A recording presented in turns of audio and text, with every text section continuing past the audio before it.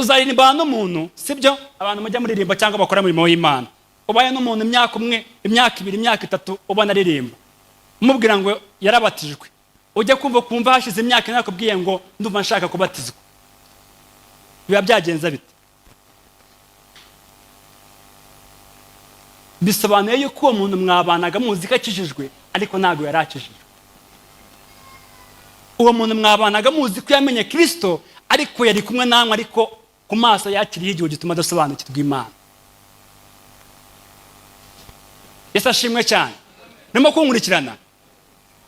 ahubwo ikintu kitubaho turibaza tuti ko uyu muntu yari umwembe akizera agahinduka avoka akaba arimo kwera umwembe bigenze bite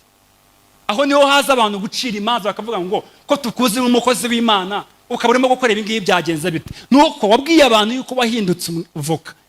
none imbuto irimo kwera si avoka ni ikibazo gikomeye Yesu ashimwe cyane icyo Imana yakoze nibyo biduhereza imbaraga bituma dukora imirimo myiza amen abantu benshi inyigisho ndi muyikunda kuko mukunda ibitangaza ariko niko kuri guhari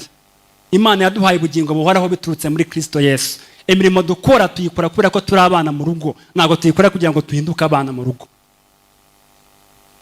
nuba ukora imirimo myiza nkubwiye nshaka nkubwira ngo uzakora imirimo myiza utamenye Kristo naba nkubeshye kubera ko ubugitwarwa na kamere